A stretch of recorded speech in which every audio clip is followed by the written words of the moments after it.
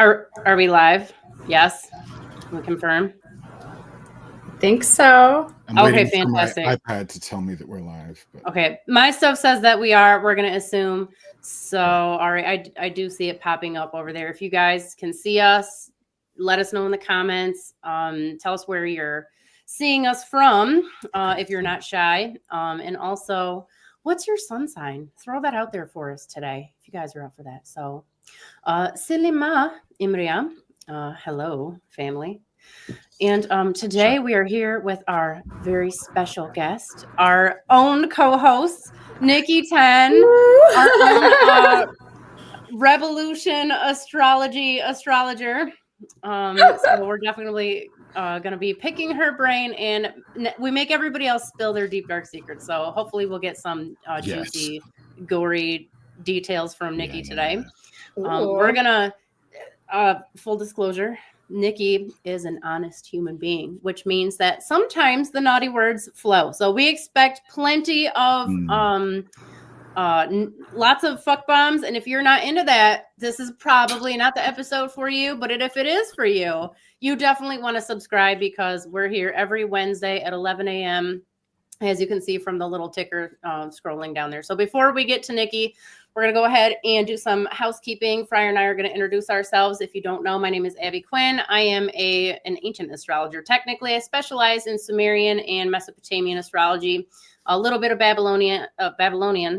That's not my specialty. There's reasons for that. It's very difficult, complicated, and it kind of veers away from what astrology originally was.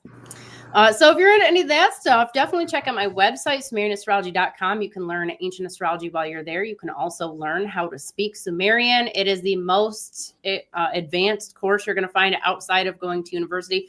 But they are short little lessons that are designed to take you from knowing absolutely nothing to literally being able to translate ancient texts and whatnot. You can also sign up to... Oh, bless you. My daughter's in here. You can also sign up to join our meditation support group, where we 100% do not meditate on the call every Sunday from 11 to 1 p.m., sometimes longer. I saw you guys were on there until like 2:30 this past weekend, so you must have been rocking, having a good time. It is a support group, you guys, more so than anything. We do talk about meditation, but after those conversations are done, we move on to whatever else you got going on. So that's definitely something you can take a look at. And obviously all my information is going to be in the video description, as is Friar Pezzle's, as is Niki's, and you can check that out. All right, so I forgot to put the little thing. Oh, that's me. No, that's me. That's you. Okay. That's fine. That's appropriate. Yes. So Friar, with that, would you take it away and let everybody know who you are and what you do? Now, Abby says she's an ancient astrologer, but she's not really ancient. No, not so much. Not so much. So oh, thank you. It's a good thing. Hey, I'm Friar Pezzle, and I'm here with my friends on this live stream, and that's a good thing. What do I do? Well, I study all kinds of esoteric stuff, and then I take all that stuff and I kind of wodge it together into ways of self-betterment, I suppose you could say. And I write on my blog, which is at friarpezzle.wordpress.com. And I also, if you go there, you would see that I have some services for you, just for you, just for you. And since it is just for you, I have a special discount just for you, just for the watchers of the show, the watchers. Utu 25. If you write to me in any way, like you could send me an email at friarpezzle.gmail.com, or you could go to my website. I do have a contact form. And if you're like, I want that discount, man, just write Utu25 anywhere, like anywhere. It's fine. Put it in your signature. You could even call yourself Utu25 and I would still get it. and then you can have the discount, man. Like discounts I'm just flinging them like fireballs, like an angry wizard. Only they're fireballs of love and discount. But not the Marduk 50 discount. That was too much. Well, it was, or it wasn't. I don't know. It was in the spirit of Marduk, I suppose. It was quite generous. And no, yeah, that's retired now. And I should mention that this particular discount also expires at the equinox. Get on there and do it. Yeah, get on there. Or don't. You know what? Never write me. Don't do it. I dare you. I dare you. I dare you. So yeah, that's what I do. I was up late last night with a client actually, and I have to say, man, I really do love my client work so very much. I'm super uber happy with what we do, and it's healing for them, and it's all I feel it affecting me too in a positive way. Like the whole thing is just great. So get in on the greatness. Do it. Yes. I love Yes, that. we're all Yes. here. I wholeheartedly believe that we're all here to just help each other out and to love each other, despite what some people who have been on our live stream have purported. I disagree with the whole everything's bad and you have to pay to get out of the matrix or whatever. But Friar's definitely here to love and support you. So Yes. hit 'em up. And if you want to pay me to get out of the matrix, we can. Well, arrange yeah. it, you know? Yeah. I'm like the Billy Goat under the bridge for the Matrix. Yeah. I love it. I love it. The Billy Goat. All right, Nikki. Okay, so do yeah, it. I'm Nikki. I do astrology. I do real sky astrology. I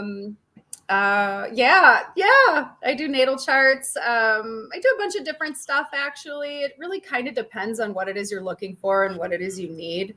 But I have my information down there. Send me an email and we just do a consultation and talk about it. And if I can't help you, I'll send you to somebody who can.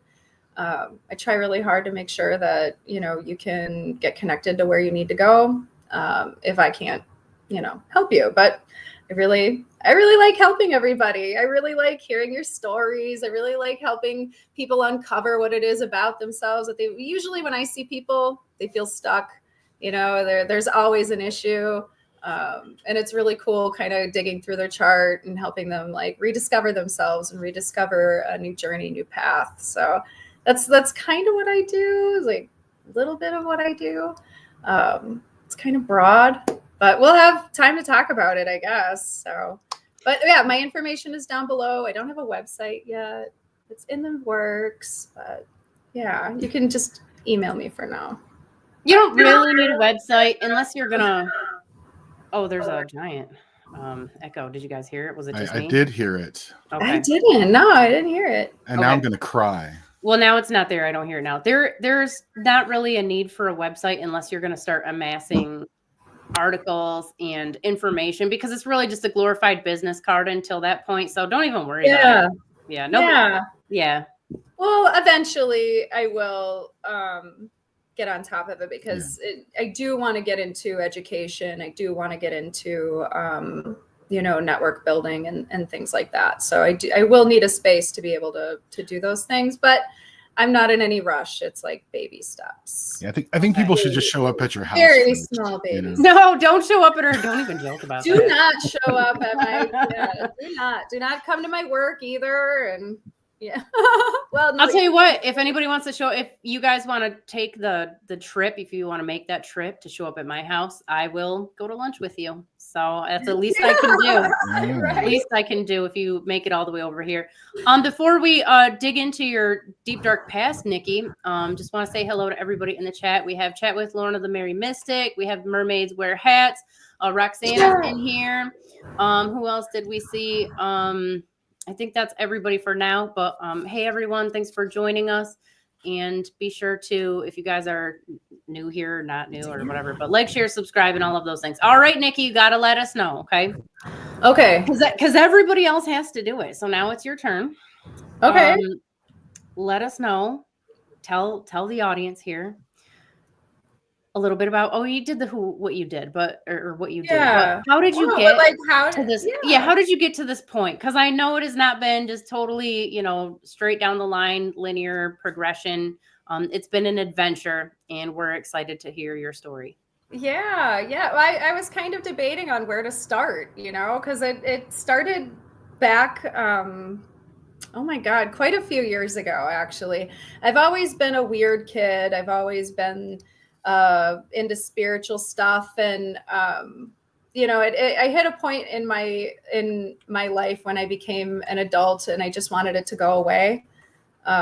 It freaked me out a little bit because it was really not accepted by anybody around me. And when it was accepted, it was kind of like parlor tricks and dumb stuff. It was kind of like, yeah, the weird girl. So it was something when I became an adult, I just really wanted to get rid of. I was the kid that had the nightmares that, people were dragging me down, portals and stuff like that.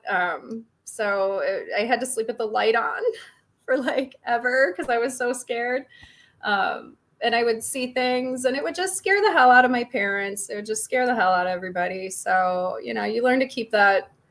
You learn to just stay quiet after a while. You just want to blend in and just be normal. So. Did you watch a lot of horror movies? Because just offhand, I know when I deal with paranormal experiences and, hauntings and all kinds of stuff, those types of dreams are usually indicative of some sort of non-human negative entity influence or demonic influence. Yeah. Yeah, well, it could have been. But at that age, because I was about 3, I remember I was 3 or 4 when I started freaking out. Like I wouldn't go to bed. I wouldn't go in there. And actually, the place I lived at is right down the road. But it was all cartoons. It was all like really, kid stuff. It wasn't until I was probably in kindergarten and we moved. That's when all the horror movies. That's when I got really into horror. Okay. Kindergarten. Yep. Yeah. That was awesome. But I mean, I've always been psychic. I've always done this kind of stuff. I became an adult and had the whole got married, had kids, wanted to raise my kids, bring them to church and do all that stuff. I tried it, just was not for me. I was like, what is this? Just didn't work. So the journey moved on and I was always falling back on astrology. Always was obsessed with astrology. But what bothered me is, I had all the Linda Goodman books, growing up in the 90s. She was really all I could get my hands on. And whatever, horoscopes were out there, I would get my hands on it and I would test it. And so many times it would only come back like half true. And even for myself, the stuff I would read for myself, I'm like, all right, this only feels like it's like half true. Like I don't know, like when you're a teenager, you're a little bit more rebellious. You want to know more about yourself. You're getting into all of that stuff. It was my teens when I really got into like all the other religions, world religions, always been very big on, where is God then?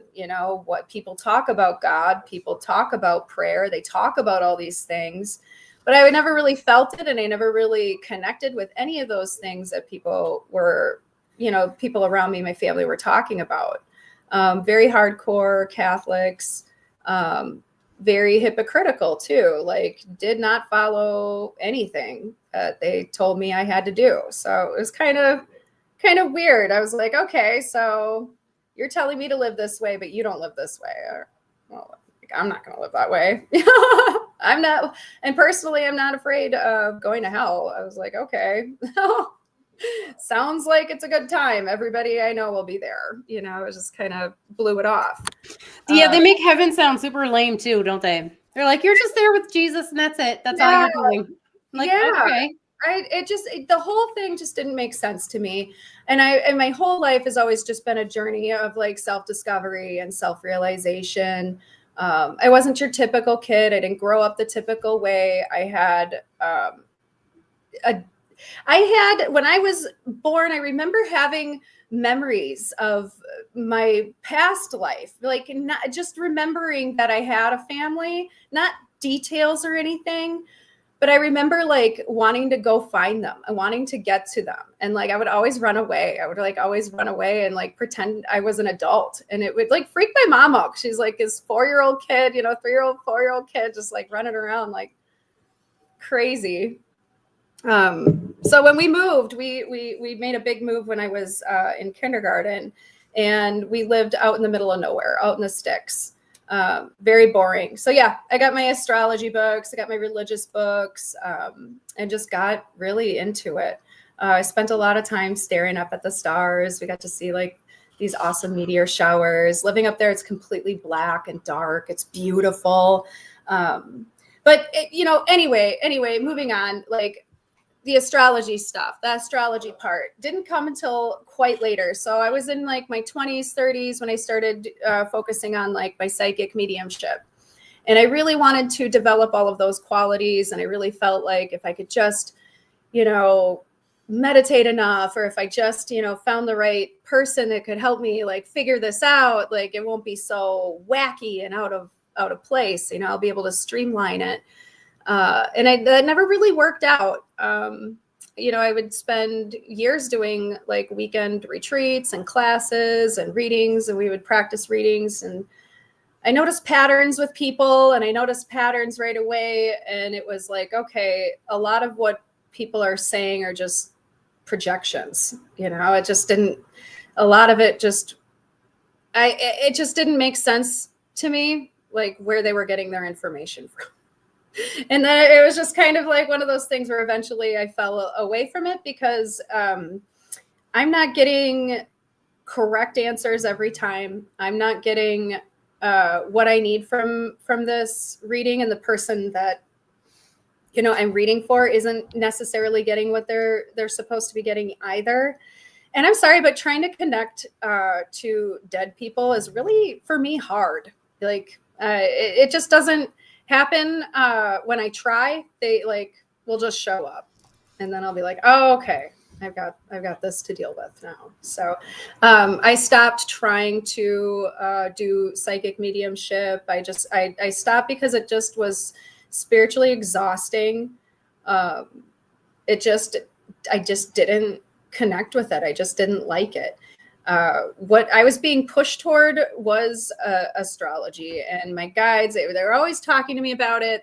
And then it wasn't until I got very, very sick. Everybody has their whole, like, my life fell apart story. Well, mine has been taking about, like 3-4 years. It's like a slow descent into falling apart. And in that time, that was when I discovered the True Sky astrology. I put it to the test.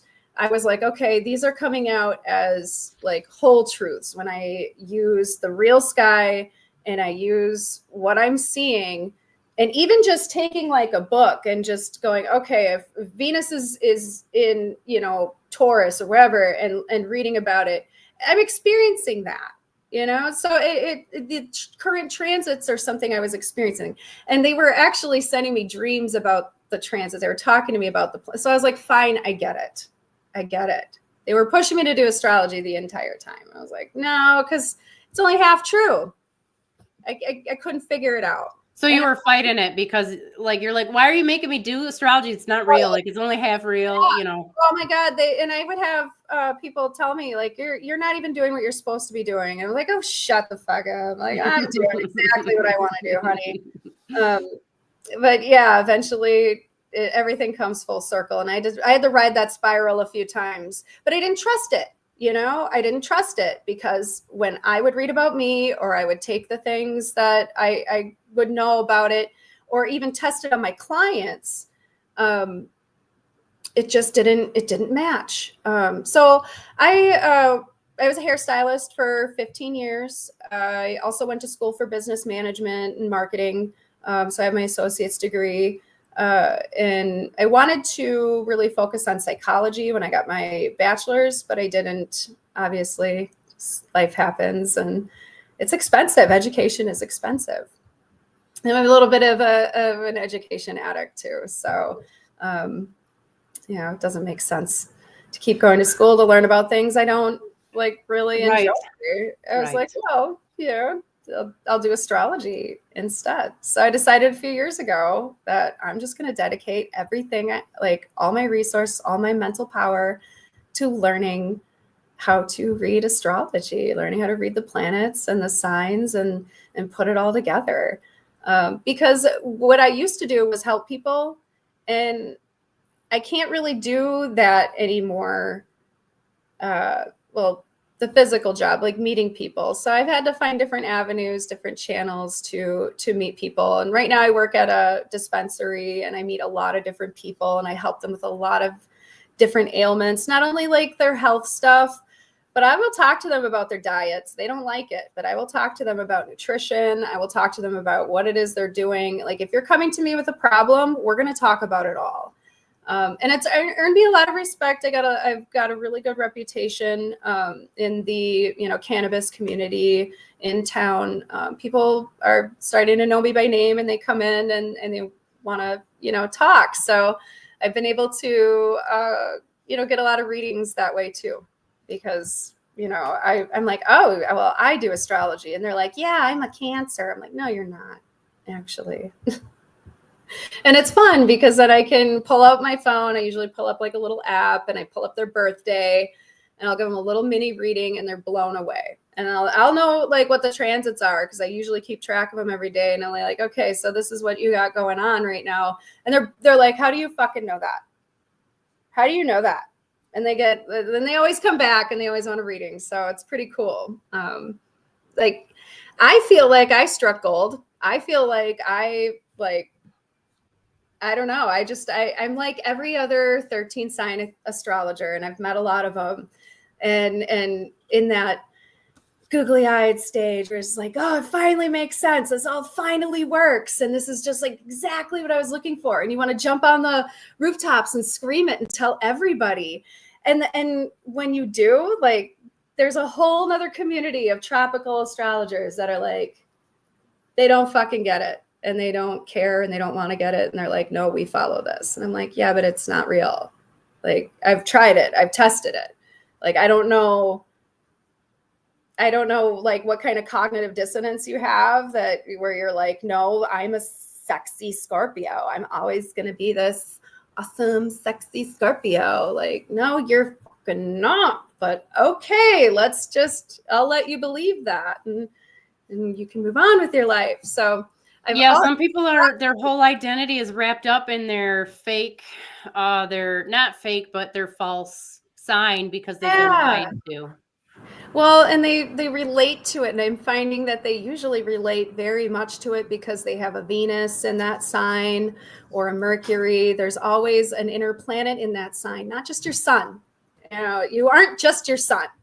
And I think that's another thing that a lot of people just don't know when they get into astrology, if they're just, looking at it from a, pop culture sort of, I'm bored, I'm just going to see what my sign says kind of view. I mean, I don't really know where astrology sits in the mainstream anymore. It's not taken seriously. It's kind of laughed because at. why would anybody take it seriously? If only half of what so I know, Nikki, from having talked to you, that you were reading horoscopes when you were little because you'd get them in like the newspapers or magazines, TV Guide or whatever it was. TV Guide, yeah. Hell yeah. And like experience when you bust some of that out to like, hey, what's your sign? I'm gonna read your horoscope, and they're like, yeah, a little bit, maybe that sounds right, but the rest of it's not good. Of course, who's gonna take that seriously? If your doctor, and this does happen though, if like only half the stuff your doctor tells you about you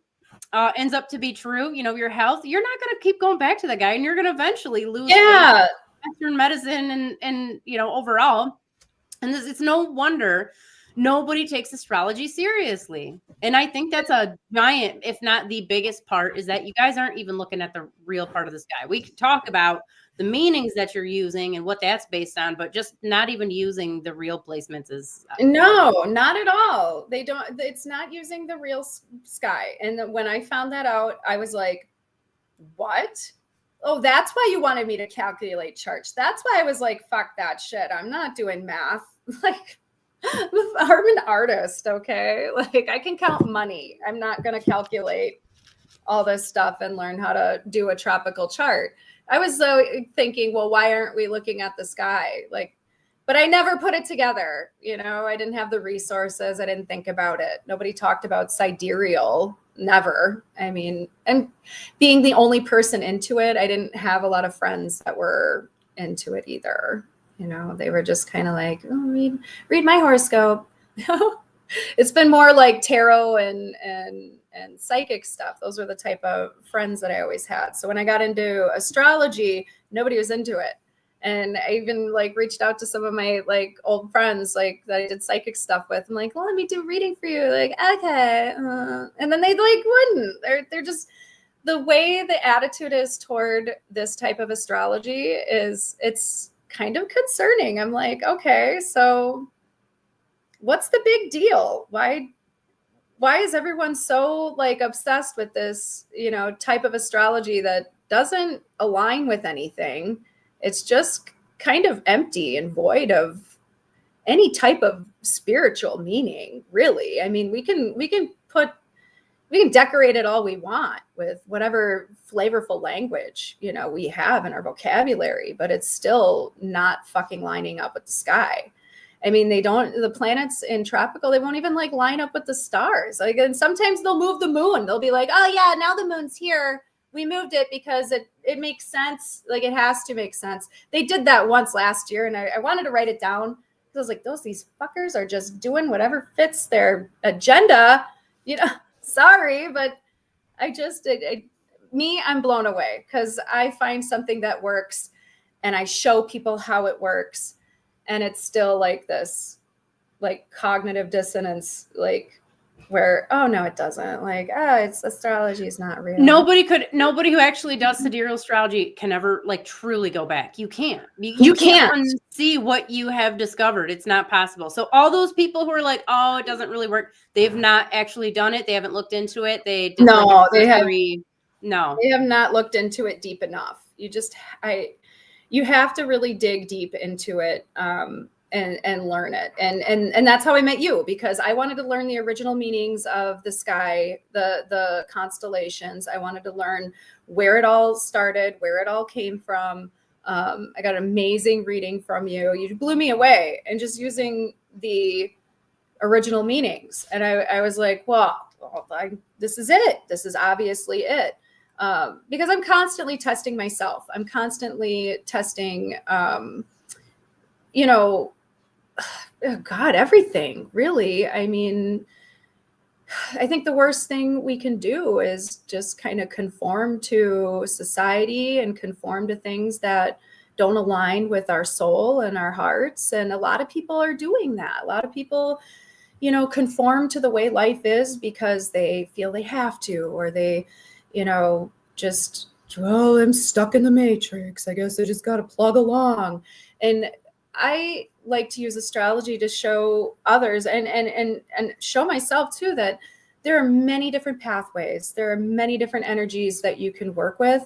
You are not trapped. You are not stuck. You need to make different choices. I mean, it's about self-realization and working with the energies that we have inside of us. It totally reflects what we see on the outside. So if you're a chaotic person on the inside, you're going to just draw all that chaos from the outside. And I've been both those people. I've been the calm one. I've been the chaotic one. I've tested it all. So I feel like I'm rambling. You're not at all. You're making all the sense. Direction. Friar, Yeah. what do you got for Niki? I know you're just sitting on millions of questions. Yeah, sorry, I was pardon me, I was sending pictures to Latanya. Hang on. Oh, okay. All right. Whew. Yeah, better. I love it. So what was the thing that kicked you over into sidereal, really? Like, what was the moment? Oh, okay. I hate talking about it because everyone thinks I'm crazy, but there was a planetary alignment out there, and they're not special, guys, but just they're only special because we can see them, you know, from the ground. Alignments happen all the time. But it was like 3 a.m. and I was like, oh, I woke up out of the blue and I was like, holy fucking shit, that alignment's out there. I'm going to go check it out. And I got up, I threw on my slippers and I ran out there. And I was looking up at the sky and I was like, wow, this is so cool. And all of a sudden I saw what looked like, I don't know. It just looked like a fucking magnetic anomaly. Okay. It was like this portal just spun open. It opened up and it stayed like that up in the sky for a really long time. And I was like rubbing my eyes. I'm like, am I fucking seeing shit? Like, what is this? This can't be real. And it was sat up there long enough for me to probably run and go get my phone and try to take a picture or a video. And I did. I just sat there and I was just kind of stuck in it. And then it just sucked into itself and disappeared. So it was probably like some type of magnetic anomaly. I know that they were running that CERN collider around the same time. And there were articles about how it had cracked the magnetosphere or something. And there were cracks all over and they were blowing up and having magnetic portal shit open up everywhere. And that's really what did it for me. I was like, I need to be looking up there. I need to be knowing what the hell's going on. That's crazy. What is that? I mean, that's the best like scientific explanation I could find, is that it was CERN. Because I don't normally just jump to the woo right away. I'm like, it was God. Like, opened up a portal and sent me downloads and hit me right in my third eye, you know? Like, I was like, what the fuck is this? What's going on? So I like to take a nice, like, logical approach to things, even though I've experienced a lot of very, very, like, weird spiritual paranormal things. I'm still that guy that's like, well, you know, could it have been like we ate something bad and now we're seeing shit? You know, like, I'm always trying to find an explanation, more than one. You know, without just being like, oh, it was just the fairies or it was God or, you know, the angels, whatever. You know, I always try to find some type of explanation. But that was it for me. I was like, all right, I'm looking up, and I never went back. I just never went back. I was so like, you went out. So you went outside, you started looking at the sky, something weird happened. You decided that you were going to continue to look at the sky. So then what was the next revelation where you're like, wait a second, I'm looking at, you know, like, could you identify at the time constellations and be like, wait, this isn't where my horoscope's saying the moon is, or this, you know, whatever's going on? At the time, yeah, I mean, sort of, because I mean, I was just getting into it. That's why I was like, oh, the planetary alignment. Like, I was just getting into it. So it was so weird that it happened at that time, because I was already like Googling, like, why the fuck is astrology fake? Why doesn't it work? Like, what am I missing? So you already knew at that point. I already knew at that point that something was up. And that's why I was like, oh, I'll go check out the planetary alignment. It's like, I think it was 2021, maybe 2022. I can't remember, but that was it. I was like, there's something to it. And like, whether or not that was a magical experience or if it was just like some cool science shit, like, it got me. And I was like, all right, I'm in. I want to see cool shit like that all the time. That's what matters. That's all that matters. I've always been really into cool space stuff. I mean, I spent a lot of time, like, the only way I could go to sleep at one time was if I put on space documentaries and just listen to them drone and like sleep. So I've always been drawn to that. I've always been sort of a space witch, I guess. I'm into it. But that's how. And then I joined groups. I got into the community. I got to learn about astrology through other people. I learn better when other people who are like me are teaching. You know, if I have some, you know, big time instructor that everybody's God modding and he can't say anything wrong. I mean, I've listened to some of those guys, and you really have to be careful with what you talk about and what you say when you're in that position of, you know, type of authority position, because I think it can get real wonky. People can take exactly what you say and be like, it's gold. It's this guy said it, so it's got to be real. And I think a lot hasn't been tested enough yet. I think it's hard to say that I'm the authority on astrology because I've been doing it for so many years and I've sold so That's many. a huge red flag. That would freak me right out. I would run in the opposite direction. And I know of really good the tropical astrologers that can educate. They're out there, but I worry. But you got to tell people. You guys know, if you guys watching this don't know, I twisted their arms behind their back, and I made Friar and Niki sit through my 15-hour ancient astrology video course that I recorded and stuff.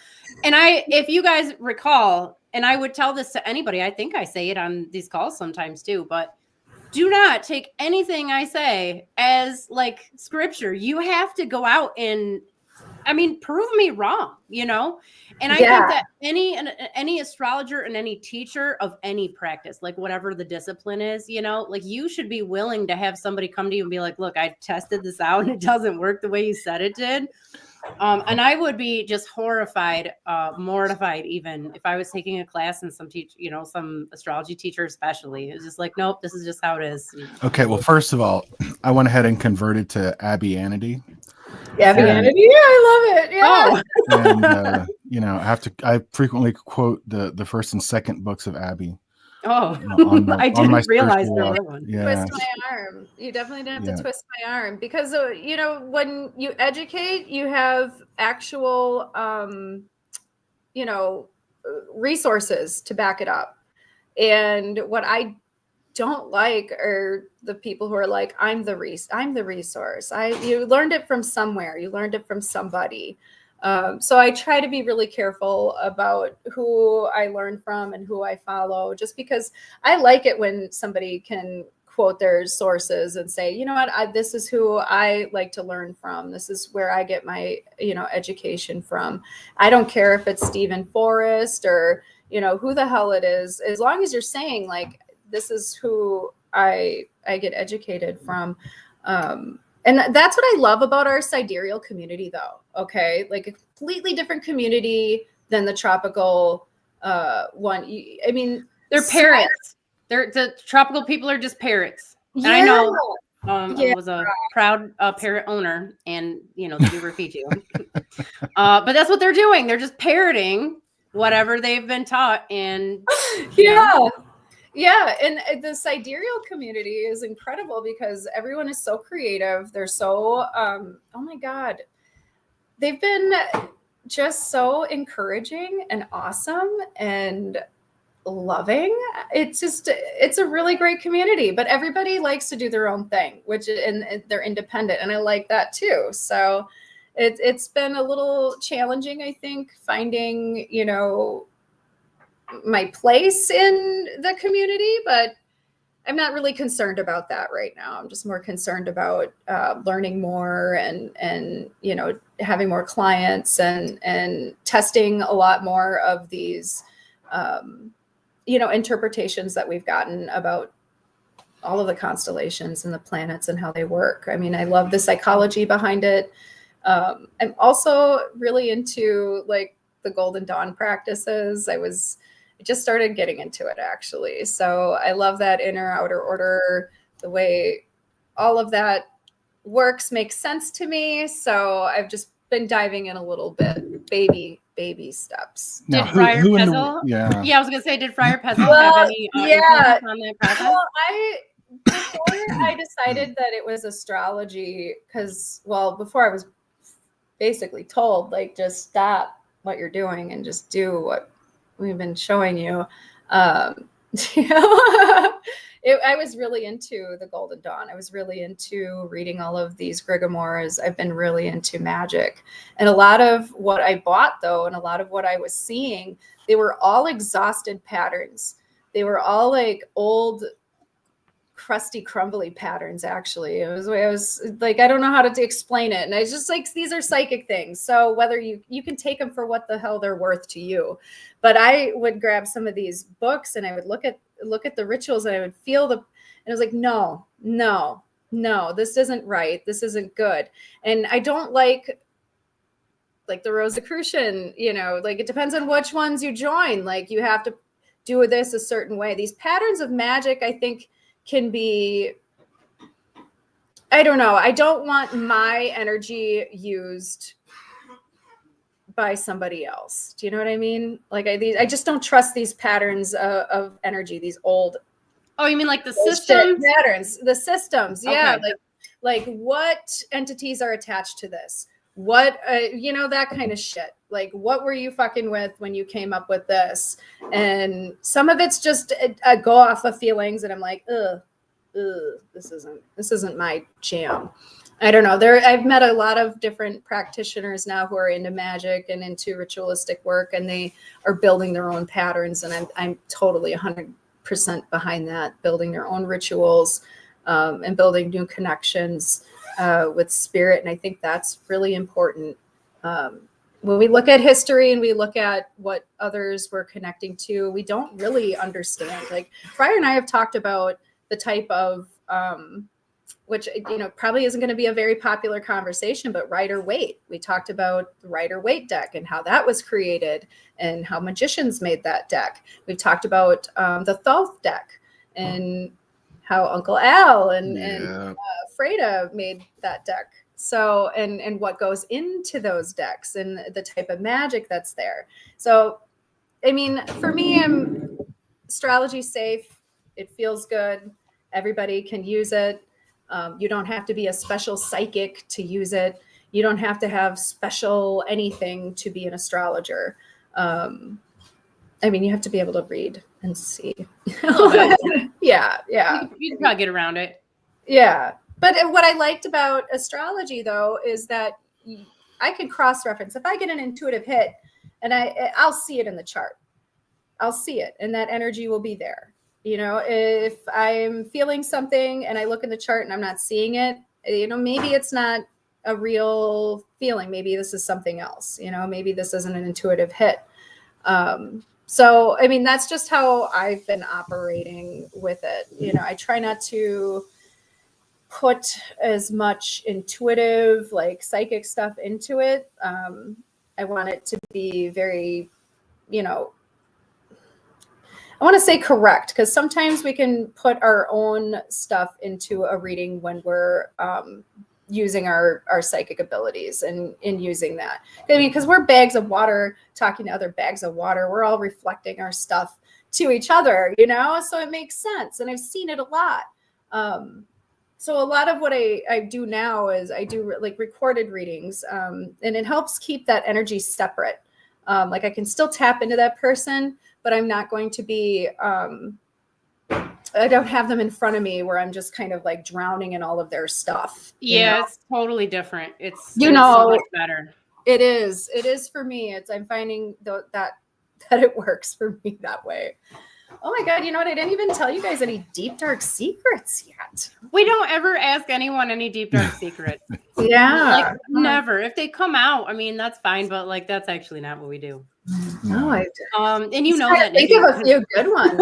Actually. I was like, we do have a question for you. Hold on. Yeah. Lorna asked, and she asked this a while back when you were talking about generally like just getting into astrology and stuff, I believe. She said, question for Niki, how has this helped you in your walk and suggested reading for people? So like, what would you suggest and how has astrology helped you? Oh, well, suggested reading. I mean, I would just pick up like, oh God, there's so many good books. I just don't. Nikki has so many books that she sends me her extras.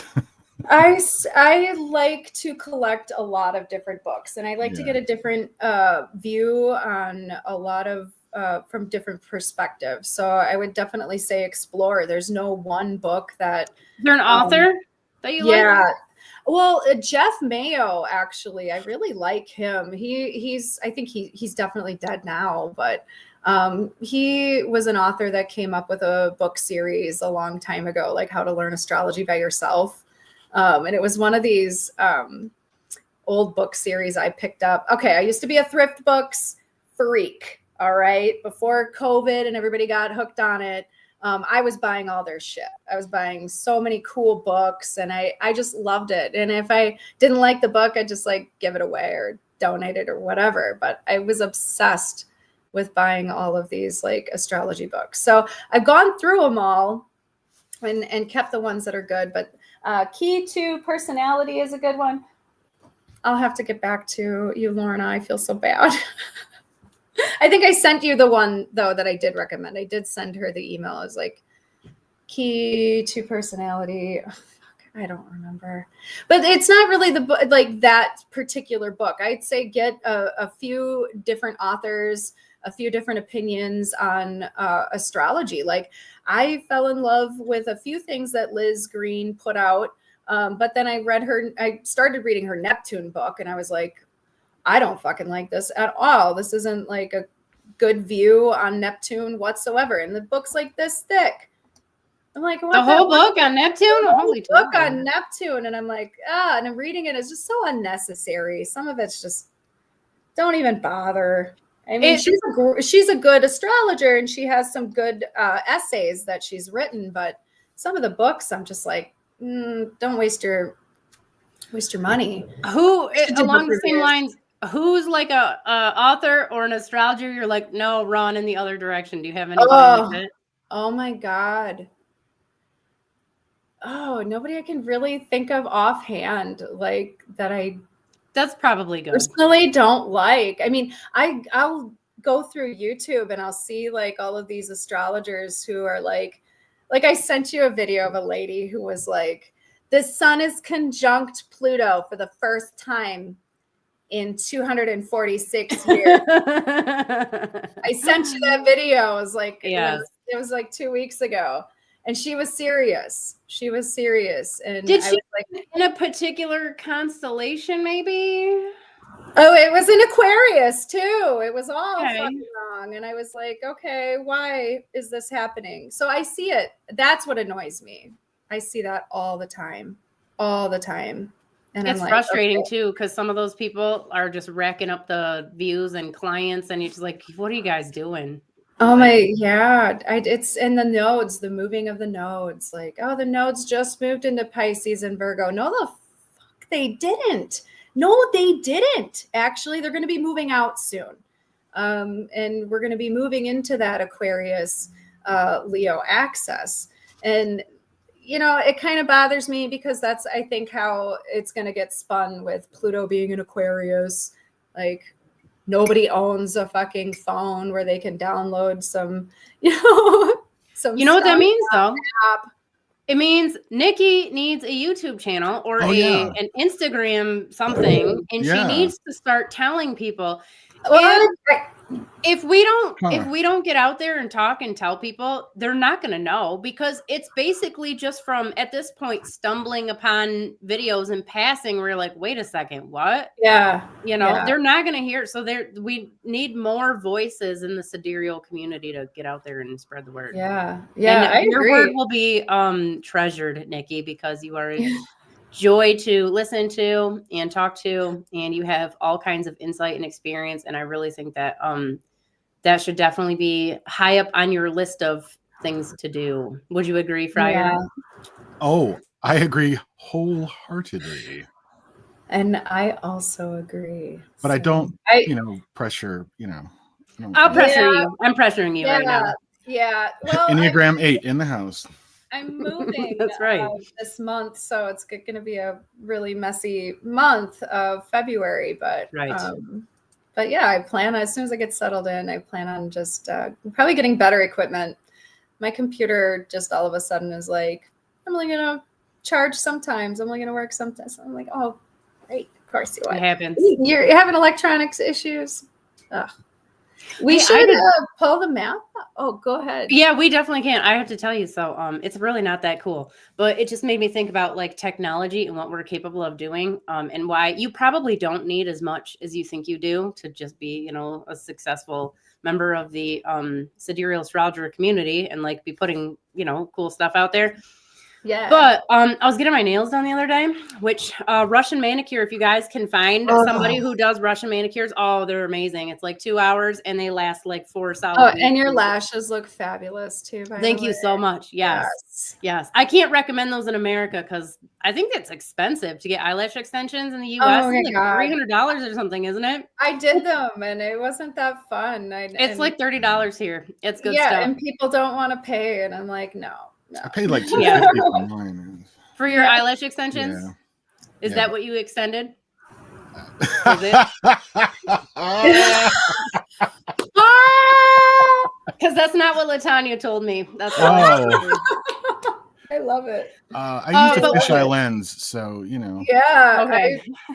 I tried getting my nails done and my lashes, and I just don't like it.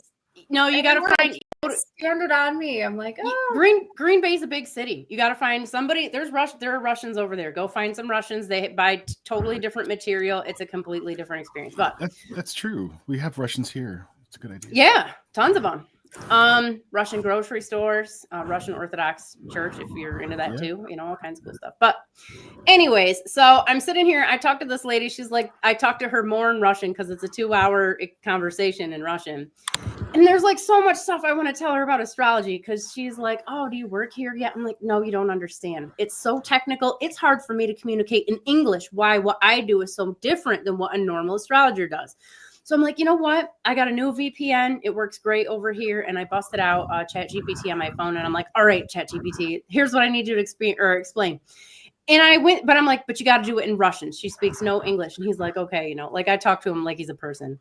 But anyways, I'm going to be one of those weirdos that has like my fake robot in my house that's like totally my buddy. And it's just an inanimate object. And I don't know any different. But anyways, I went through and I explained it to her. And I'm like, okay, you know, since the last 2,000, maybe 2,500 years, they've been using the vernal point as the basis of 0 degrees of Aries. And, you know, it's deviated and the whole nine. And then I'm like, tell me your birthday. She tells it to me. I'm like, all right, ChatGPT, because I can't do anything. My nails are here, you know. It lists out all of her placements for me. It was able to calculate very specifically what was going on. And I ended up being able to give her this reading or, you know, through ChatGPT translation. And like, I didn't think it was that big of a deal, but what's funny is that her daughter's the same age as mine, and they were kind of like running through the house and stuff. At one point, she actually got up and like closed the door so she could hear better. And after I got home, she sends me all these messages. She's like, that was so interesting. I had no idea. Like, you wouldn't have thought it just looking at her, like, listen, because she's not into that stuff. She knows I'm an astrologer. She knows I've done psychic work. She never asked me any questions about it. But when she started to hear, like, no, like there's like, this is based on, it's supposed to be based on astronomy. And the things I was telling her about her were totally different than the horoscope she's normally gotten. She's got like a stellium in Aries. She had no idea.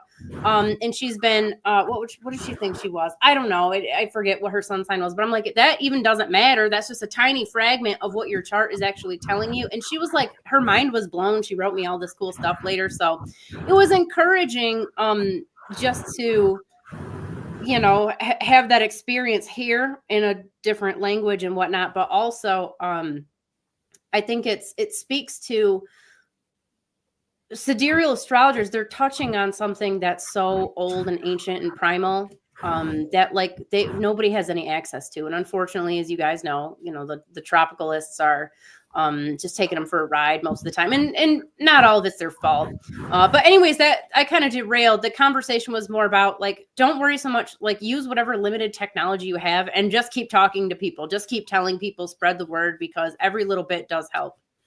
Yeah, I totally agree. And I'm getting better at explaining what it is I technically do.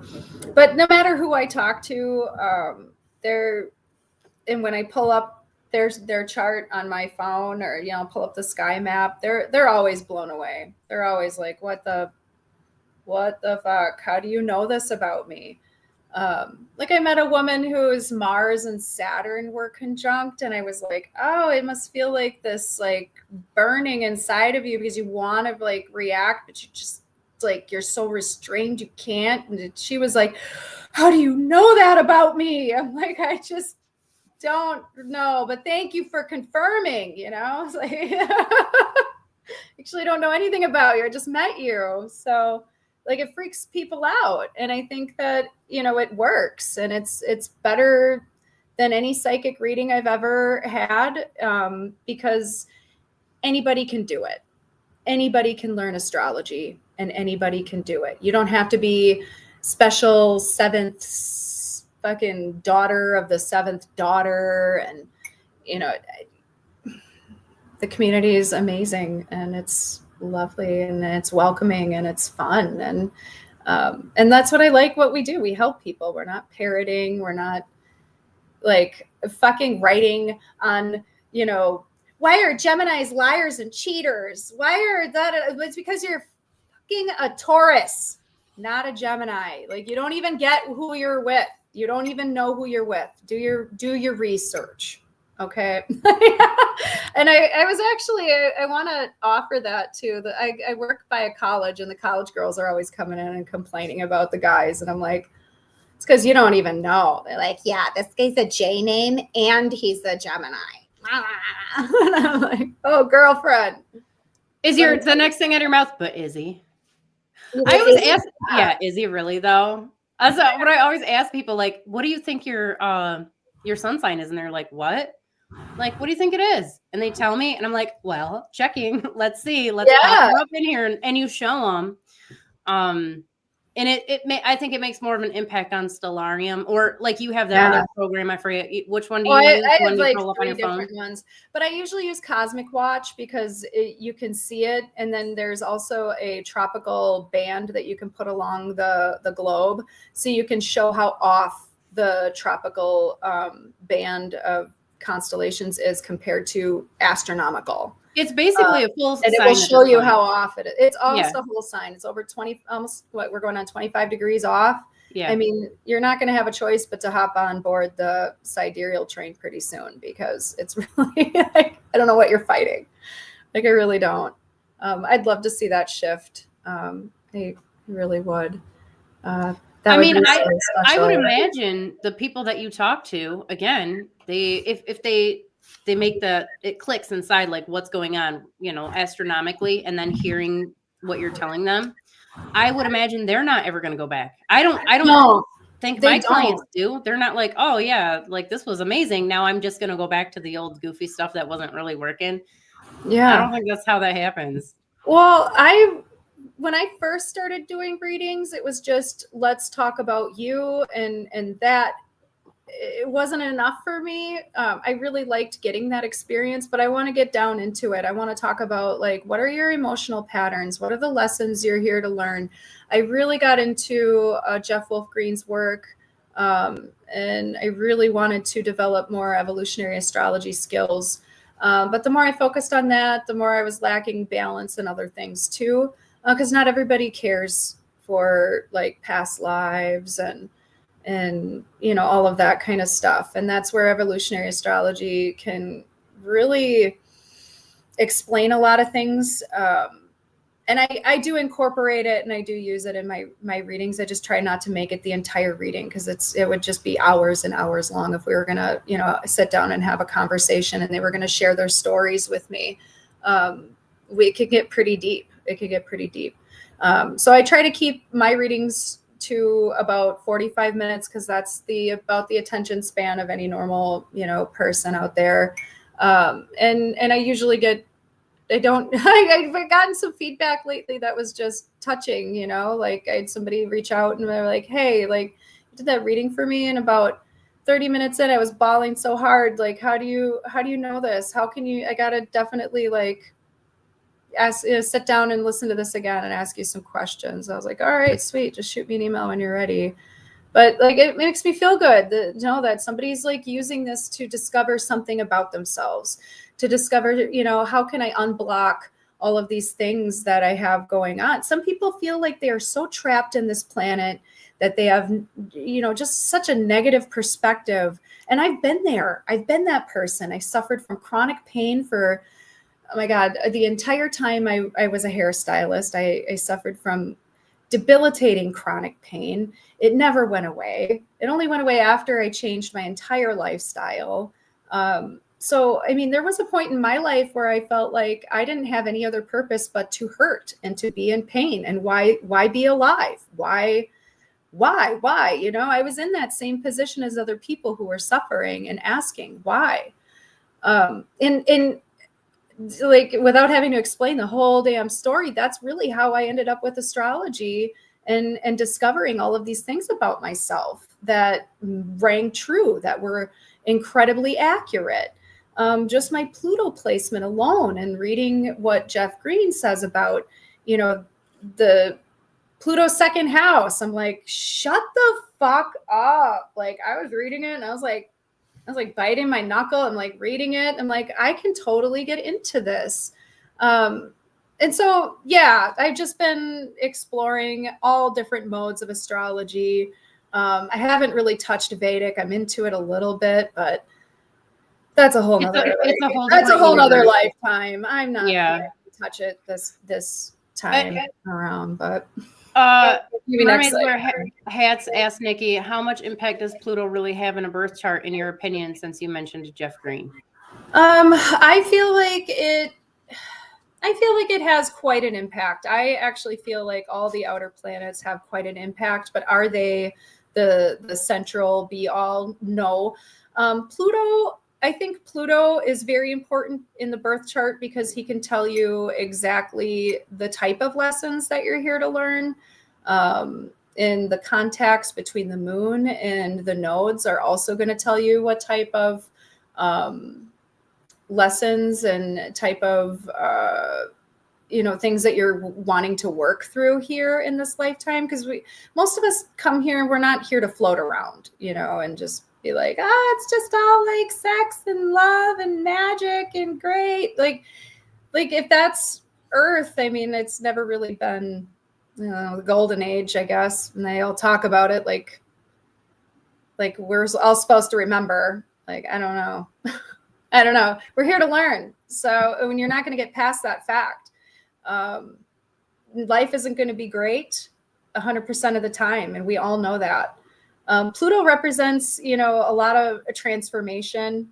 And Pluto will break things down in order for you to see, what you need to build back up. He's not your enemy. You might not like what you get out of a Pluto transit.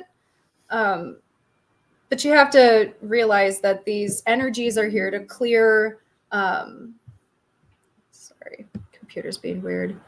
These energies are here to help you clear away any type of restrictions, any type of man-made regulations that are like conforming you. You're here for to discover who you are, to get back to your soul, to get back to what it is you really desire. And when you're stuck in a situation that seems as if you have no way out, I mean, is astrology really the key? I mean, you're probably going to laugh, be like, oh, you think this is the answer? You think that is the answer? My life is so terrible. Well, we need to talk about why is it terrible? How did it get that way? And your perspective on your life, like, where did that come from? And astrology isn't there to give you all the answers, okay? It's there to guide you, to show you these are the potential energies. This is what you have to work with. This is, your guide through this life. And being able to find people, for me in my life that know how to read the chart and talk to me about my chart. I've had readings with some very talented astrologers that showed me a lot of different things about myself and helped turn my perspective. I know we were talking about Pluto, but I mean, Pluto was amazing for me when I first started studying astrology and Jeff Wolf Green's work, because I was able to use that Pluto placement in my own chart and in other people's chart to test whether or not what Jeff was saying, Jeff Wolf Green and evolutionary astrology, what they're saying is real. Does it really apply? And, I've spent the last year just testing Pluto and asking people questions. And I would definitely say, yeah. I mean, some of it's a little fucking weird. Some of it's a little woo. Some of the things that, his teachings he gets into, I'm not quite sure I connect with yet. But the Pluto stuff, I would definitely say dig into, especially if you're interested in, why you're here and what you're doing here. Because a lot of people are. Some people are like born and they're like, I didn't fucking ask to be born. Well, well, that could be argued, really.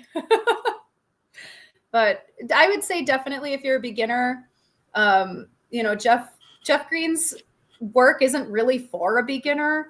I dove into it because I was like, oh my God, this is like incredible. But then I didn't understand the basic structures and how to put astrology together. I was still learning. So yeah, I'm always a bit like 5 steps ahead. I'm always trying to like, I don't know, run before I learn how to crawl. So I always get ahead of myself and then I end up having to backtrack and relearn things. So, but I definitely recommend that path for any astrologer to learn a little bit more about evolutionary astrology, and especially like the way it connects to the moon's nodes, stuff like that. I mean, God, I was obsessed. I'm still obsessed. I have like this big ass evolutionary astrology book that you'll never get through. You'll just never read all of it. And it's just this never ending supply and resource of amazing material. So yeah, definitely. If you can get into that, I would definitely recommend getting into that. Especially if you're into testing the data, using that Pluto placement, you'll definitely get the results you're looking for. Now, I use, my houses are the signs. So that's how I use astrology, and that's how I tested and figured out how I like the Pluto placement and how it works. Like the 30-degree houses just aren't doing it for me. I know that's what the ancients used to do, but I was just not into it. Oh, you're here. You're here again. Yeah, I hope it's not. I talked and it went out on me. So let me see here if I can pull it back up. That's so cool. It's like you have a twin on the show. Yes. Do I? Yeah. All right, let me leave and come back. Let me leave. I gotta leave. I'll be back. Guess what, Friar? It's the Lunar New Year. Did you know that? Oh boy. I know. That means it's the year of the wood snake, right? I think that's what I heard. I don't know. I'm not super into that, but I was at the post office. Lunar New Year written in big, bold letters, like on the whiteboard. So I was like, what does that mean? I should know that. I know. My head's just been all over the place because of everything going on. So, but yeah, it's today. Ah.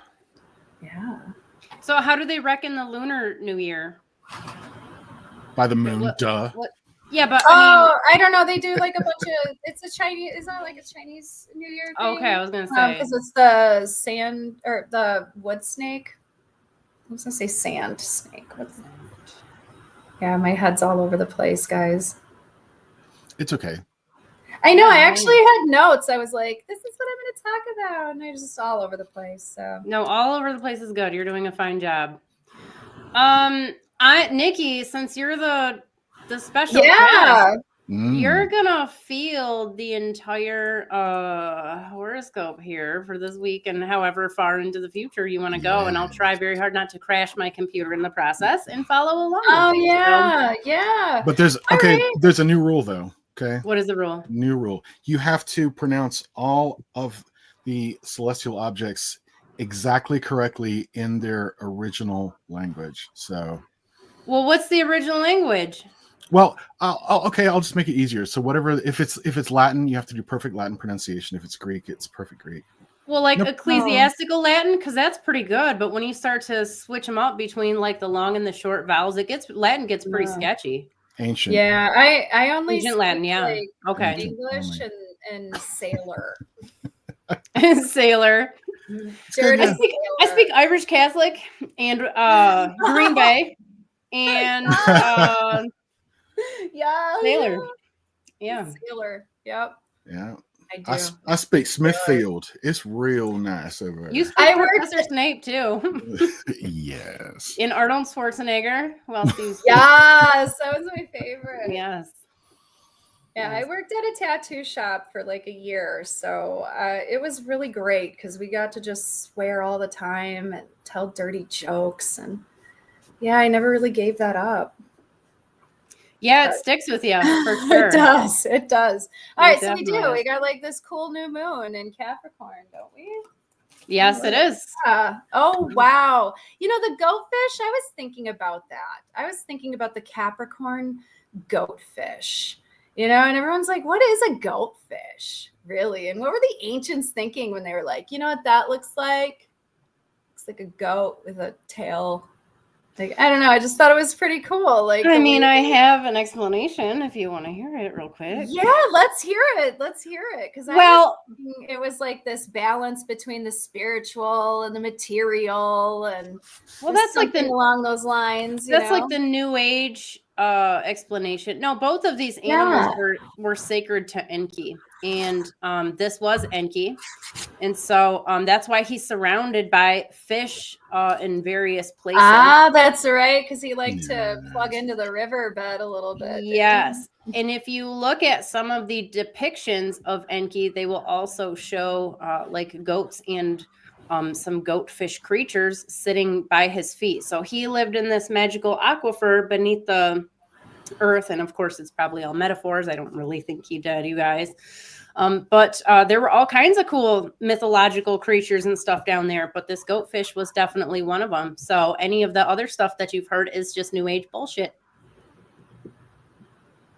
Sounds good. Yeah. So continue. Yeah, I like that. All right, well, then it's the new moon, so it's a new cycle. We're starting a brand new lunar cycle. So, I mean, it being in Capricorn, we're talking about themes of like, we think about Capricorn and what's going on at the political scene. I kind of want to avoid the political stuff because, I don't want to talk about that.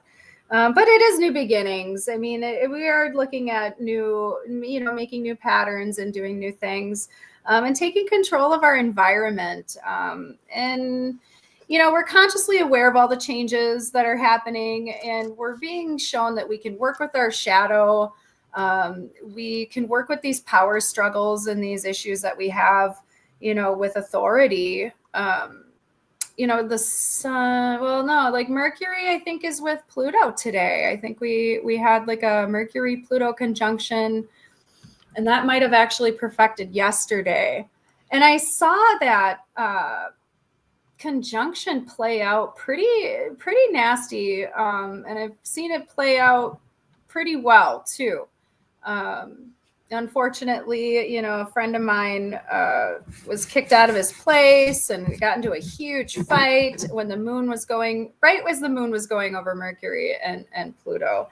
Had a total meltdown. So I saw the shadow side of that Mercury Pluto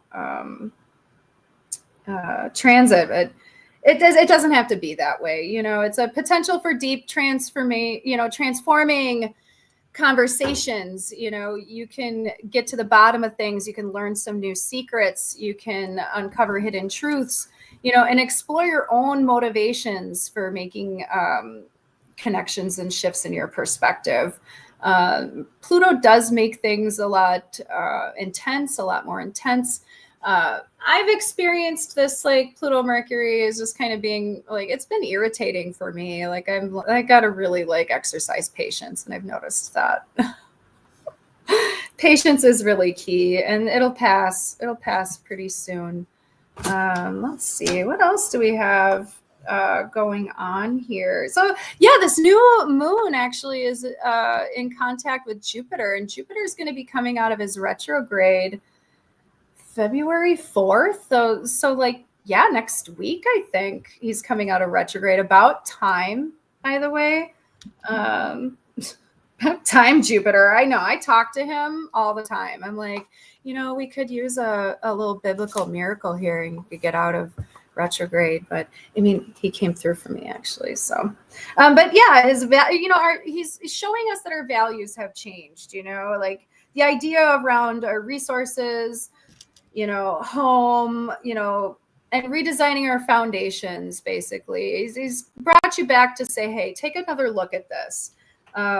He wanted us to stay in the moment. And when he goes direct, we're going to start seeing things move. We're going to start pushing forward, because not long after that, Uranus is going to be coming out of retrograde in Taurus. Or no, actually in Aries. I would say in Aries, Uranus made that trip. Let's see. Oh my God, where did So yeah. Oh my God. Uranus in Aries re-entering Taurus, he might make a little bit of a splash. So he's in those last degrees of Aries. So that's really like moving in is kind of like this last ending, this last hoorah through here. And then he's going to be moving through Taurus the rest of the time. So he makes a splash every time he does come into this this constellation. He'll be going past the Pleiades, and with the way things are heating up, it wouldn't oh my God, I really wouldn't put it past Uranus to I don't know, maybe we'll see a little uprising, maybe we'll see a little like rebellious nature show up. Late May looks pretty intense up there with the Sun, Mercury, Yeah. and Uranus with the Pleiades all at once. Yeah, I think you can already see it setting up for something big. Like the political scene right now is really hot. It's really on fire, and things are changing. And a lot of people knew this stuff was going to be happening. You know, I'm just talking about here in the United States. They knew this was going to happen, but now we're seeing it happen, and we're reacting. So it's going to get quite heated, I think, probably by May as he gets moving along. You know, Mars will be coming out of retrograde too pretty soon here, actually. God, when? Like mid-March, I think, right? Well, mid-March is when he'll be back in Cancer, where he started his retrograde. So it'll be the February 24th, I think he comes out, is what I got written down. So I think by March is when he'll be back in Cancer, to the point in where he started his retrograde. And that's really like seeing him move from Cancer and is taking like all those, you know, themes of home and family or inner order or foundational energy and moving it into Gemini, or kind of, you know, making choices. It's about like, oh, you know, Gemini is just one of those constellations where I do not like the modern interpretation of it at all. I think sucks. It's bullshit, and I hate it. And when we talk about elements, you know, and I know we don't like to, I personally don't like to flavor things with just elements, but when I look at Gemini and I meet Geminis and I feel it out, it's very a watery air sign. You know, this is a very intuitive, deeply mentally cerebral, like connected type of sign. You know, it's about bonds, it's about connections, it's about piecing together the information and getting a logical perspective on things.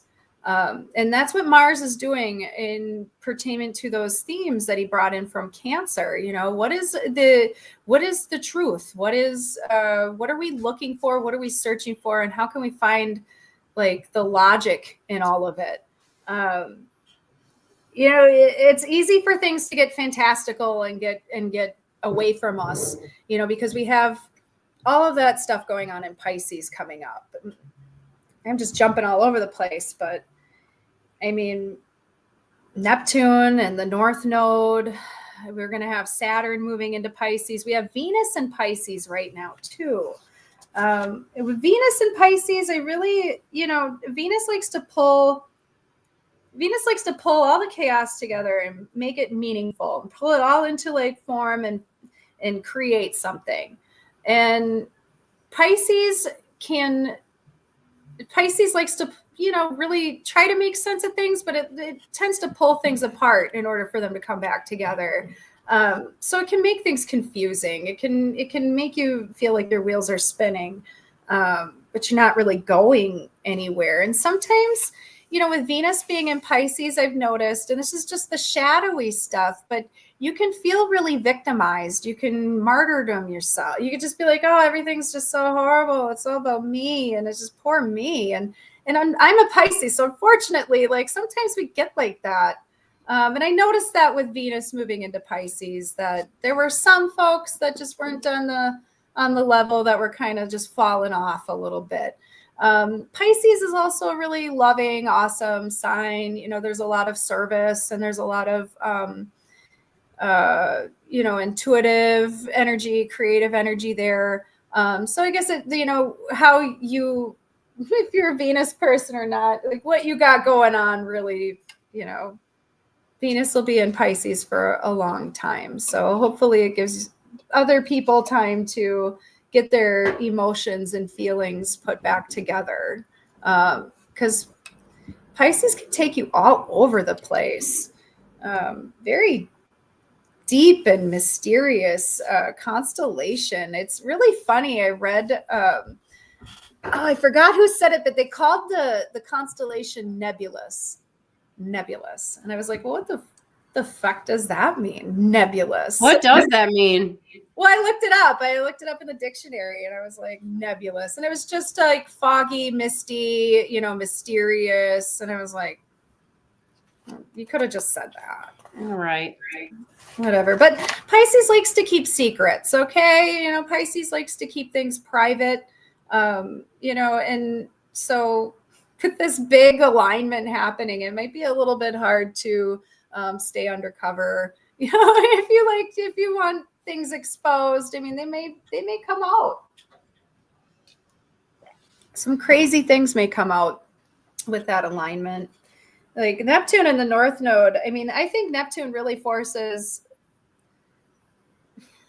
Well, Neptune will really, like, he's a dissolver. I mean, let's face it. Neptune really does takes those blocks, takes those, like, any force that conditions conformity and just dissolves it. So anything that's keeping you away from, you know, self-realization, you're going to notice that those things, those boundaries have just melted away. It's time to pick new patterns. It's time to pick new directions. Like the old way of doing things just isn't going to work anymore. And that's what we're seeing. That's what I'm seeing. You know, the Venus Neptune is a conjunction. I fucking saw some astrology. It was like, it's a true love. It's like some true love, like fucking. And I'm like, okay, but what's practical? Like, what actually applies? And I think it's definitely intense. It definitely, you know, Venus meeting up with Neptune can intensify emotions, intensify, you know, feelings and intuitiveness and creativity. So it can be a really great time to even just, you know, do art, be by yourself, listen to music. You know, you don't it's not, you know, I know with Valentine's Day coming up, everybody's like, love. I mean, yeah, use it. I mean, if you're in the position to use that energy for that type of stuff, do it, use it. Yeah. You know, go for it. But yeah, I think it's just a good time to just chill, relax. Venus being with Neptune, you know, listen to some music. Start making some different choices, though. You're going to start feeling some intuitive pulls in different directions, and you're definitely going to want to listen to that. Yeah, that's about all I have, you guys. I mean, I don't know. I had a whole bunch of stuff written down. And Are there questions in the chat for as far as this goes? I'm scared to touch it because I don't want to crash my video card and have to jump back out. Can you prior or can you see anybody if there were any questions relevant to the forecast? I do not see any questions relevant to. All right. Just wanted to make sure. All right.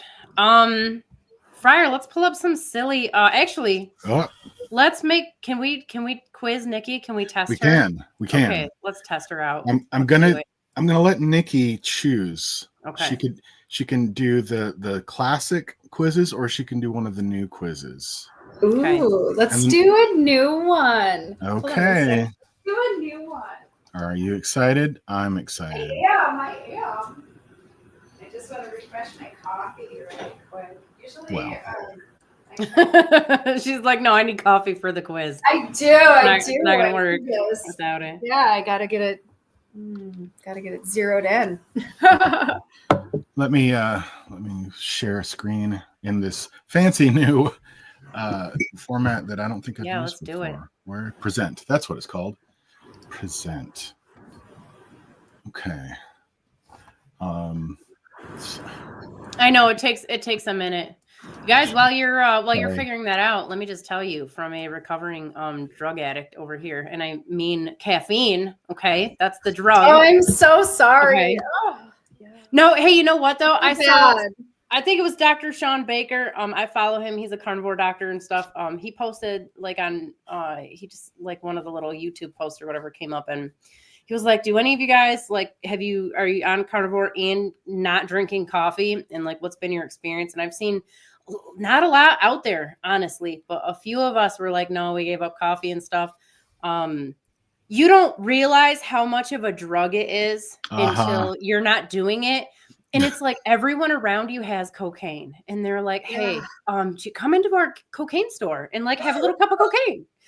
And like, hey, do you just want a little bump? Just a tiny one, just a black tea, just a green tea. Yeah, like Half you guys don't realize. Oh my God! Like yes. a recovering caffeine addict, and it's way harder. Let me just say, without going into all the details, definitely harder to kick that habit. But drink a lot of water. Drink water to take care of it. It's not hard. It's not hard. Now, you guys know you had to deal with me for like a month or two after I quit coffee. My brain didn't work. I like couldn't function. It was like a detox thing. So, but you know what, Nikki, drink coffee for me because I'm not having any. I'm gonna drink coffee for you. Oh my God. Well, I drink coffee. I'm a terrible coffee drinker because I drink it until I shake. I drink it until I panic. Well, yeah. I gotta stop. If you're gonna do drugs, do the drugs, right? Like, what are we doing? Like, we're not just here for a that's some speed balls. That's I call that my speed balling. I'm like, good. Yeah. But yeah, it's been throwing me into anxiety, panic attacks. That's probably not good. No, definitely. No, it's not good. So I gotta chill. I gotta celebrate sobriety a little bit more. All right. So we're doing it. We're doing this quiz. All right. Yes. I'm excited. Oh, I love Dane Rudyard. All right. You ready? Yeah. Okay. What is the primary focus of Dane Rudyard's approach to astrology? Can you read the answers? Can you see? Yes. I'm going to say psychological and spiritual growth. Okay. So. Do we get the answers, or does she just get to say? Oh, you'll get the answers. Okay. We get the answers. Okay. Yeah. I need to. Which one? Do you want me to write it down? I can write it down if you want. No, I'm trying to figure out how to make this work on the fly. There we go. Okay. All right. Okay. So according to Rudyard, astrology is best understood as what kind of language? I'm going to say symbolic. Okay. I feel like you're taking a test for like some sort of certification or something. Yeah. Well, that's what this is. Certified after this. Okay. Your future is riding on this. Oh, whoa. I love it. In Rudyard's system, the natal chart is seen as a map of what? Oh my God. I'm going to say a person's potential and growth. Okay. I'm really impressed. So that means that Fryer knows the answers to all of these questions because he made it. Unless you made ChatGPT make it for you. I guess we'll never know. Okay. La la la la. What does Rudyard mean by the term holistic astrology? Viewing the chart as an integrated whole rather than in isolated parts. Okay. Oh, loving this program. I fight for you guys. Yes. How does Rudyard describe the role of the planets in astrology?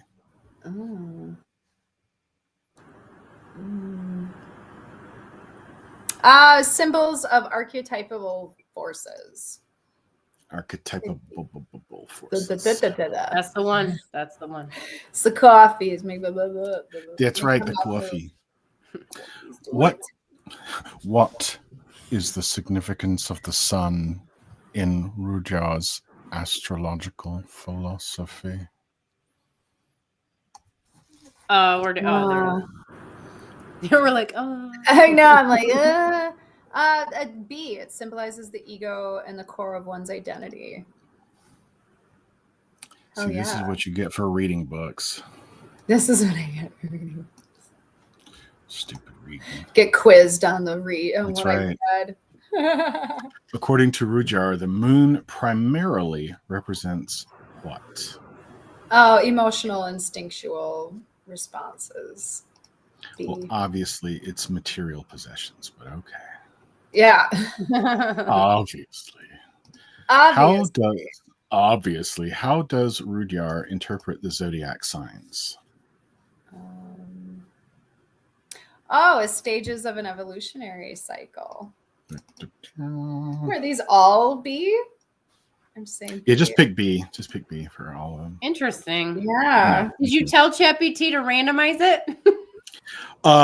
First of all, what makes you think I use ChatGPT? I'm so offended. Okay, the primary role. Okay, of the ascendant. Okay, the persona and approach to life. It's B. I think it's B. Yep. I suspect. B, B, B, B, B. B, B, B, B, B. B flat if you're a trumpet player.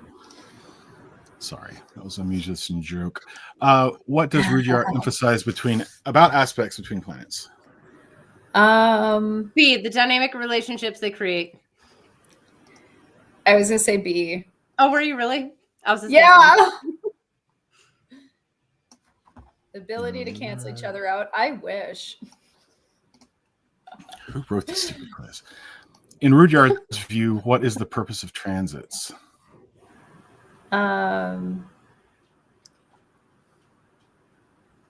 indicate moments of growth and change. It's B. So is he? Oh, so they're definitely all B. Friar. Don't be fooled. But they probably are. Statistically, we're looking at the likelihood of them being all B. But hold on. So does that mean he's saying that it's not the other stuff, like that you can't predict some of the other things, or is that just more his primary focus? I don't know, you guys. Anybody? That's more of his primary focus. Okay. To use astrology to like show the potentials instead of like using it for predictions and things like that, which I think you still do. Like I still do. Everybody does. Yeah, I get what you're saying. So this just like primarily, and to avoid negative experiences. Yeah, obviously. Okay, gotcha. All right. Rudyard considers which planetary aspect as most significant for personal growth? Oh, probably the conjunction. Because it's B. Because it's B. Well, the conjunctions are hardcore, man. I got conjunctions all over the place. I was like, why am I so intense? Conjunction, junction, what's your function? What role does the midheaven play in Rudyard's interpretation of the chart? Oh, that's interesting. I'm going to say spiritual death. Well, I don't know. I don't think he said that. I'll just say it's secondary to the ascendant. I'll say that one. That seems like the most intuitive answer, like the correct answer, but if that's what he says, who knows? What is a Bezoar? In the astrology of personality, Rudyard discusses the importance of what kind of cycles?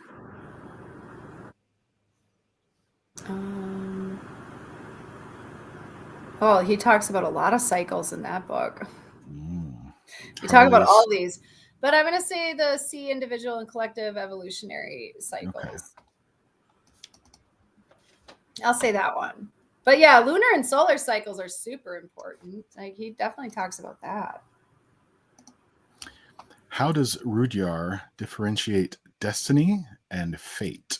I don't know. I've read it a couple times and I'm like, well, it's multiple guesses, so yeah. And the odds are it's B, but yeah, I think it's B.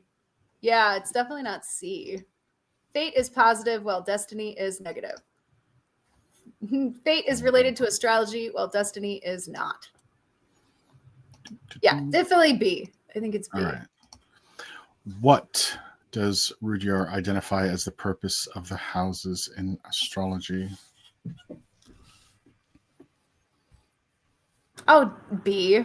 Provide insights into the specific areas of life experience. I had to read them all because I was like, well, is it that one? I suspect Nikki's gotten one wrong, and it's the one where she chose D instead of B. How does Rudyard view the nodes of the moon in a natal chart? Oh, B. as markers. Markers of spiritual lessons and karmic direction. I totally agree with that. I totally view the nodes as spiritual lessons and karmic directions. The nodes are so funny because I hear some people talk about how these are just your destiny points. What's a destiny point? Exactly. Okay. So you could say that about your ascendant. You could say that about your MC. You could say that about a lot of different points in the chart. Yeah, Right. On some level, they probably all sort of speak to Yeah. it. Yeah. Anyway, sorry, Friar. It's all right. What is Rujar's perspective on retrograde planets? Retrograde planets. It's definitely B. They reflect internalized and introspective energies. Mars needs to get his ass out of retrograde too. I'd tell him what to do, but I think it's okay. It's okay, but oh my God, like I got sick a lot and just kind of wish he would just go forward and like just make so much more sense if he did. Make me feel better. What? Just being selfish. That's right. What is the significance of planetary rulerships in Rujar's system? Oh, I probably skipped over that because I don't like. Do I? It's probably B though. Yeah, B. connect planets specific. Yeah, expressions of energy. Yeah, totally. I'm actually on the fence about just one planet like representing a sign. Oh, it doesn't. It doesn't for sure. It doesn't. I don't feel like it does. I feel like there's two. There's definitely like there could be or probably sometimes 3 or 4. Yeah. Yes, I agree. According to Rujar, what is the main purpose of astrology? To facilitate self-understanding and integration. So does he do tropical astrology though? Yeah, he was a tropical astrologer. His approach was a lot like he was really into what was he into? He was into like theosophy. He got into all of like the magic stuff. He was secretly into a lot of that. So his explanation of why he used tropical versus sidereal was that he was working with the energies inside the person. It didn't matter if it was, the energies outside of the person. That was the explanation. So I was like, okay, I'll take it just because. Not to interrupt the quiz, but Friar, that makes me wonder. Do you talk to people in the esoteric community about our Lord and Savior Marduk, but also excuse me, sir, do you have a moment? Yes, but also do you talk to anybody about like, hey, do you guys know like the planets aren't actually where you think they are? No. Do you ever do that? I'm a 9. You never bring it up? I don't bring conflict. That's your job. Well, here's the thing. I think if you're doing ritualistic magic, you should line it up with the sky, because if you want it to be powerful, you're definitely going to want to do that. But I guess operations, for certain operations, absolutely. But I don't know. That's just me. That's just my. You guys, I was kidding about Marduk being our Lord and Savior. No. I wasn't. I was definitely joking. I don't know. I've been talking to the planets. I talk to them. I'm like, hey. Oh, I do too. Yes. Get out of for sure. I don't want to think about these things anymore. But you guys know how I feel about Marduk, just because Well, if you don't know out there, Marduk in Babylonian times pretty much like became the supreme being and like totally surpassed all of the other gods. He was originally kind of like, he was around, but he was like, he had a minor role in religion and culture and everything. So, but by Babylonian times, he was like the guy, and that whole idea of like the one guy is the guy now became the basis of like monotheism in at least the Near East. So that's my whole thing. So sorry about that. I didn't mean to interrupt. The one guy. I know. Definitely continue to torture Niki yes. with which ones of the bees does she not want to choose? But also, like, I want to get her take on some of the thumbnails coming up. So okay, we'll do that. There better be some honey with all these bees, is all I'm saying. In Rujar's astrological philosophy, the concept of creative becoming refers to what? The individual's process of self-actualization. It's I would love it to be attaining material wealth. I wish that obvious, brought too. all the happiness in the world, but Yeah, astrology is just a it big slot doesn't machine. really. Astrology is a big slot machine. I love Yeah. it. I wish.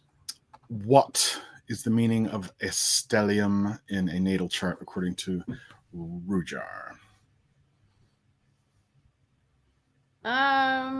There's no way it's B. If There's he no thinks way it's it's B, B. that's crazy. I think it's A. Concentration of energy in one area of life. Very daring of you to not choose B.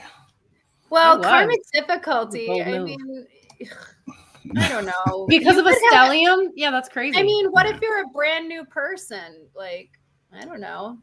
There are some brand new ones out there. I'm sure that have stelliums. What does Rudyard emphasize about free will in astrology? It's limited by planetary positions. I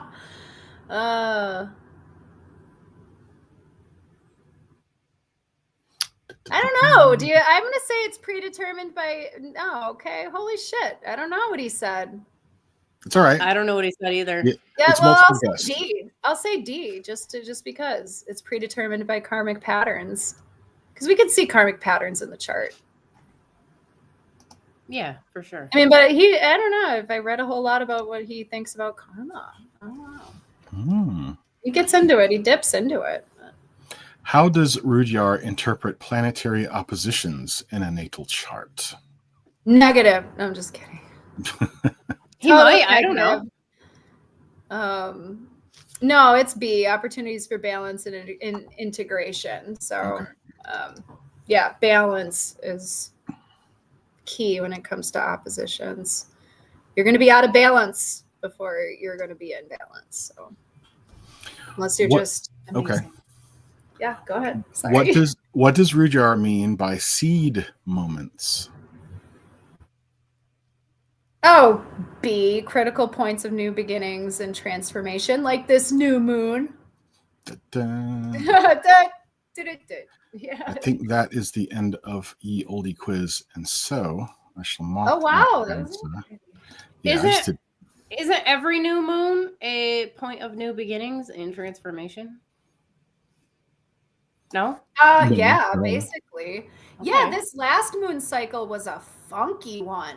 So I was chilling, minding my own business, staying hydrated in my lane, all the way up until this last full moon, and it was with Mars. And then everything got spicy after that. Then all of a sudden, my heating pad broke. I can't do all my grandma shit, and I got to start moving around and doing stuff. Chaos is happening. I'm like, oh my God. I've never seen a more eventful second half of a cycle. Usually it's winding down, and this one was just kind of exciting all the way to the end. So, yeah. All right. Oh, so we do have a lot of B's. Let's see. Ooh. Are you ready? Okay. So for this one, for primary focus, psychological and spiritual growth, the answer is B. Rudyard emphasizes the use of astrology as a tool for understanding itself and fostering personal and spiritual evolution. So got that one right. Yeah, let's see. Oh, I got that right. I got that right. All of them. Yeah. Let's go down to that one. I said D. I'm scared. I get that one wrong. You're scared. I know. You guys, when I'm so competitive with myself. I like to be like spot on.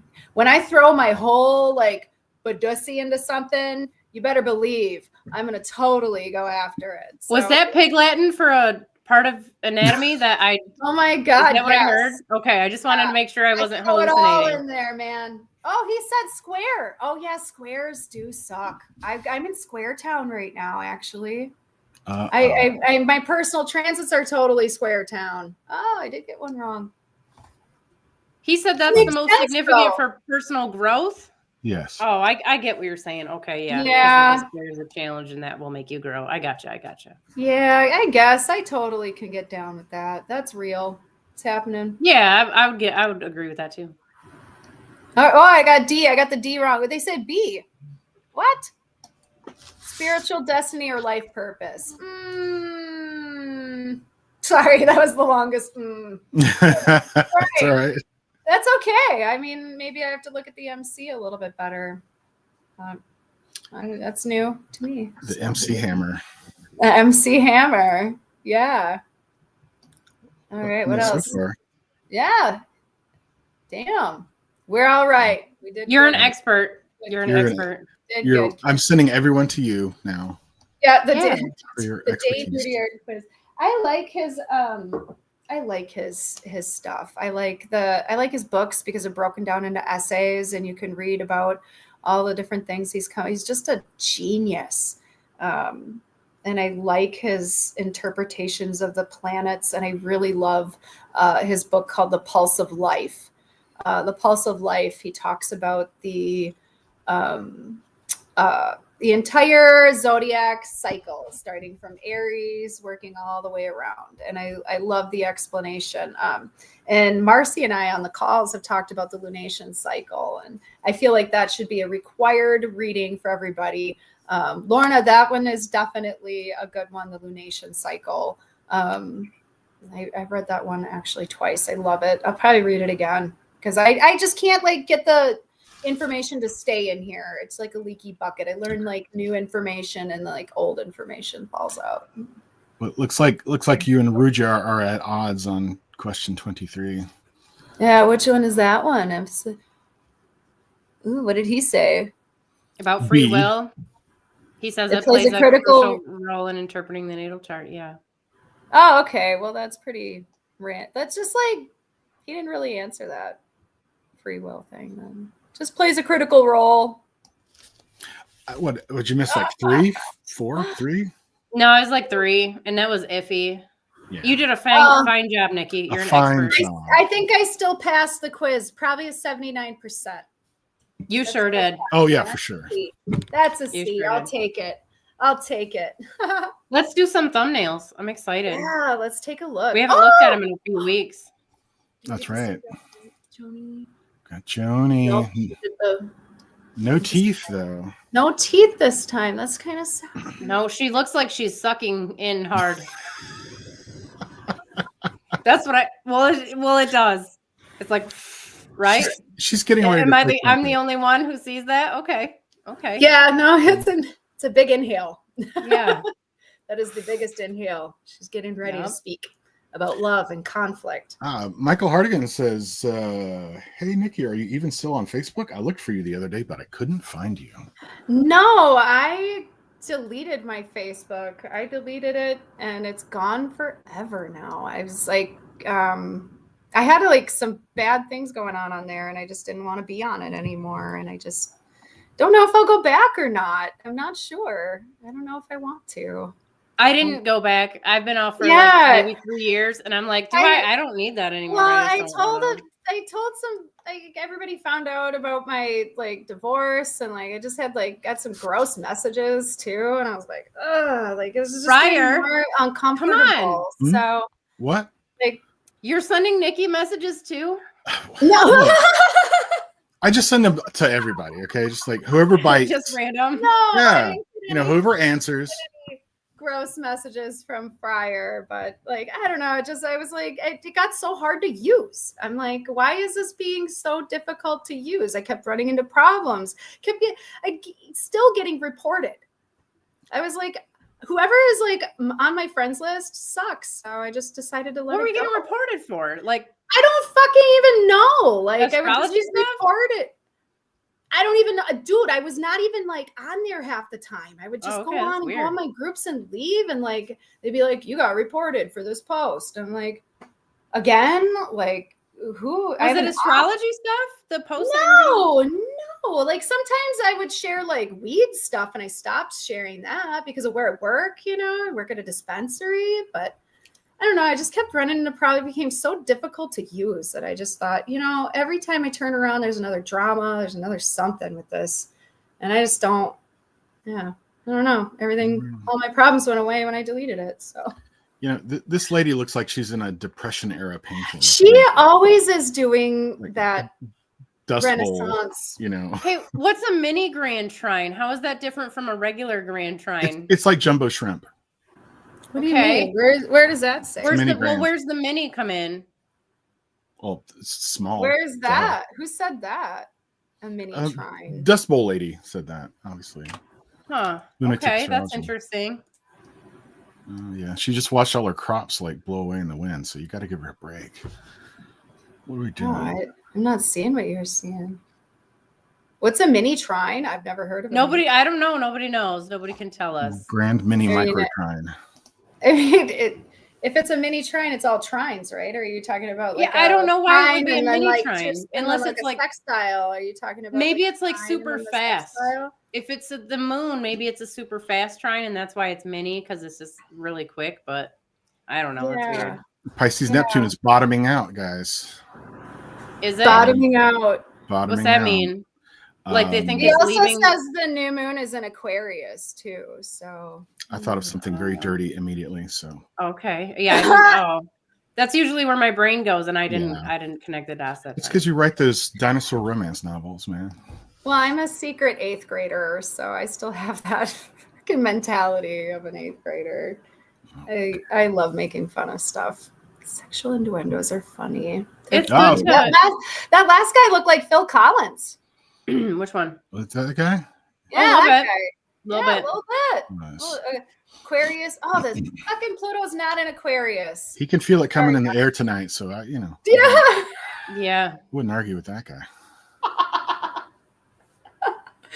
Wouldn't argue with that guy. Who else do we got on here? What else is going on? This is very generic, very safe. Oh, the astrology podcast. Yeah, Very I safe. listen to that guy sometimes. Once in a while. Okay, These are all safe. not the I'm quantum ready. diamond, man. Like, what's the quantum diamond? Yeah. What is that? Oh, so this is new. So we not only have a matrix that we have to deal with. Now we're going to deal with Right. this quantum diamond shit too, guys. Well, which is good for me because I can collect taxes on the quantum diamond Yes. when I get your matrix. I read it rains diamonds on Neptune. I wonder if that's real. Probably. I don't know. Do they mean a square? Because is it astrology thing? The diamond? It could be. Yeah, We don't know. You Sounds know? made Oh, up. I'd I love don't to know. find We A statistically rare period of time in history. Oh, Uh-huh. inauguration day. Do we? Yeah. Oh, okay. That's Rick Levine is a really good tropical astrologer because he has come out and said that he's just been doing it this way for so long. He just doesn't want to switch. I can respect that. But okay. That's fair, I guess. yeah, but he's a pretty good educator. Yeah, Rick is cool. it's nuts. That's what my videos are going to look like. Wow, look, that's just really Death simple in astrology. thumbnail. Oh, that one popped up for me. I clicked on it because and it was just nothing. I'm like, why the fuck? You're talking about your own experience. Like, I thought you were going to talk about something cool. I'll Like, talk show about me something. Vine. There's your Vine right there. Man, I love Vine. I miss Vine. It ruined my attention span forever. and it was so good. And the jokes were so funny. And I don't think it's funny when Elon's like, oh, maybe I'll bring back Vine. Oh, shut the fuck up and do it. Don't tease. That's Vine too. He said that when he bought Twitter. He's like, oh, bring it back. Liar. Sorry. There's our friend Pixie. That struck a chord with me. yeah, I was like, hey, she looks familiar. Okay. She should.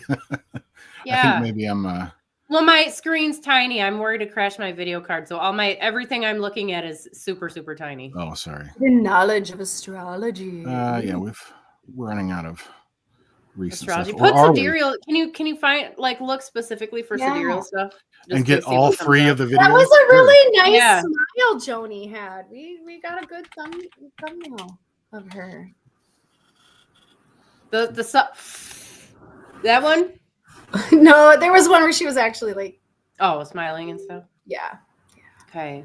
Ooh, yeah. Athen always pops up every time. Yeah. I I'll put do it on recently her. uploaded. Okay, that magical planner. Don't buy that planner. You need to buy this planner. This planner right here is Flipping in and out of existence. Okay. right here. Okay. And The Priestess Press made this. I'm going to put a link in there. Her name is Rio. And this is the best little tracker for all the Does planets. she dance along all the the sand? stuff. Oh my God. Everything is in here. Everything is in here, you guys. I Okay. wanted to like spend some time talking about it, but we don't have time to talk about it. So I'll find her website. I'll put it in the link. You Okay. want something to keep track of like everything to journal in? This is it. It's the whole big, it's whole it, thing. you guys. It's it. Just trust me, okay? The whole I saw thing. us up there, Friar. Yeah. What's that? I saw us up there, I thought. Did you Yeah, see we were us? at the top. That Ooh, was are us. we up there? Oh, let me see. Yeah, Oh, yeah, that's that's us. us. Right there. Oh my God. Yeah. Even now. Even right now. We're Even doing now. Yep. it. Yeah. Let's see. Oh, there's another one. There's another one. This is a debate, huh? Yeah. remember Yeah, that. That was so silly, you guys. I mean, You I've never guys. had anybody try to sell me their weird version of Christianity before. It's what's super Like, weird is I that can only use this if I die. Well, that's just so silly. That's yeah, but religion. she's still selling readings on her website about astrology readings and numerology. So she was doing, you guys, if you're watching this, I know we're at the end of the call basically, but if you watched the debate we had, it was not meant to be a debate in the beginning. We didn't know. I thought she was a Babylonian astrologer because a lot of my astrology clients recommended her to like bring her on the show because she would talk about like getting out of the matrix by not using, well, like one of the things that she said in the matrix was like new modern astrology or whatever. And like what apparently happened, as far as I can tell, is that she, up until very recently, we don't know when, did astrology. She was a Right. Babylonian astrologer, supposedly. I don't know. She didn't talk about any of that. And it's still on her website. So if you go to her website, it'll be like, yeah, you can pay like $500 to have this Babylonian astrology reading or whatever. But like, I guess she's not into that now. So we didn't know what we were getting into. So that's what happened. Yeah, it was shocking. I was like, When does you don't like astrology? It's a what now? I was like, oh, like I'm like the poster child as to why it works. I'm always trying to disprove it. I'm always trying to disprove it. And my life is literally living with the transits. Like it's moving along with it. I can put things together as it goes. So I'm like, speaking of Nikki, you do know I got you scheduled for Sunday, right? And you're supposed to be tracking some stuff a couple of days. Yeah, I know. I haven't, but I'm gonna. Right. We only have a few days left. I just need you to, you to do at least 2 days of tracking so we can pin them down and go through that. So anybody out there, if you guys do have an astrological alignment program, and it will show you literally like moment to moment what's happening in your day and what transits are affecting that stuff. And it really does help you tune into the to your chart in particular, but also just the transiting planets and whatnot. Yeah, actually, the day I got the offer on my house, I wanted to look it up, or like look at where everything was, and I was just been so chaotic. I haven't been able to pull a chart up on it at all. I just saw where the moon was, and I was like, oh, look at that. Yeah, you're super busy for sure. Yeah. All right, what else do we got? It's sidereal. It just makes me feel so much better. Sun enters Capricorn. Yes. Yeah. Cancer, new moon, and Aquarius. What is that? That fucking lie. What are they talking about? I don't know. That's not sidereal. No, it's not. Well, there's not a lot of sidereal stuff on YouTube, it seems like. You really got to dig for it. You really do. You have to find them. You really have to dig. And I've been trying to subscribe to even anybody who's even got like 1 or 2 videos out there and they stop making them. Like I'm still subscribed just because I know we'll never go back to the way things, were. Maybe they'll make more. So right. I mean, I'm hoping to put some good stuff together eventually. Like I am obsessed with the whole Pluto thing. And I know Athen Chimetti already did a video on like the Pluto generations. But I want to do one of my own and maybe do a few of them. Yeah, because we talk, I mean, it's so relatable. The Pluto and Leo generation, the Pluto and Virgo generation, that's us. I mean, looking at the future, and I'm looking at Pluto and Capricorn, and I'm thinking, wow, like the people who come in now to this, like to the world now, Pluto and Capricorn, they're going to rebuild like this world. I just see like nothing but good things coming out of those Pluto and Capricorn people. So I was thinking about the generations, and I'm like, oh my God, it's gonna be so awesome. Like, I'll be dead, but it'll be fun. But yeah, end to judgment. You know, they talk about Capricorn being like the work like area. I don't know. Like, have you guys read that shit? Like, oh, Capricorn is a hard worker and they just love to work. Like, I don't want to work, actually. The sun moved into Capricorn and I've been like dragging my ass through all of my responsibilities. I don't think it has anything to do with work in particular. I think it's passion and love and devotion and selflessness. So if you're doing something that you're into, it'll give you more energy to do that. But it's not just going to make you like a hard worker. That's not how that works. That's not how that works at all. No, I actually find Capricorn and Aquarius to be very sensitive and emotional signs. Like they're just so cold. Like I've been reading it in even like my old books, and I'm like, what are you talking about? Like, have you ever met somebody like that? They're so in tune and connected. Yeah, usually not. No, because most people, there's very few people. Do you think? Oh, sorry. Go ahead. No, go ahead. Oh, I was going to say, do you think that a lot of the interpretations are based on, you know, people's experiences with the wrong sign? No, I don't think people, that would be something. If you could say, hey, I looked at 100 people using the wrong sign and this is the experience I got. They're not doing any of it. They're not doing research. They're parroting. That's it. They're just parroting stuff they've been told, and they hope it sticks because it's making them money. So why not? Yeah. I notice when something doesn't work, it's just like, why would you keep using it? So that's why I keep digging around, because I'm not convinced Capricorn is this workhorse. Saturn represents Capricorn, and that's all. Like, like, yeah, I'm not into that either. I'm not into that. I just can't get down with that. My moon is in Capricorn, and I mean, I don't know. If you think I'm an asshole, it's gonna be for other reasons, other placements. Okay? Because of the Capricorn. They are. It's not the Capricorn. No, Capricorn doesn't come with any asshole tendencies almost Zero. At all. I don't think I've ever seen any. Not with any type of regularity. And that's the thing. If you're gonna say a planet does something in a particular constellation, it has to do that thing every single time. And if it doesn't, then that it doesn't do that. You know? Yeah. Well, I just look at the access too, and you have like Cancer right across from Capricorn, you know, and if we're gonna look at that access, you've got Cancer being all squishy and loving and emotional. Like, why I don't get that either. Be like that. No, with Cancer, I see Cancer actually. Yeah, they're more protected. They're more like closed in. They don't really want you to know. Yeah.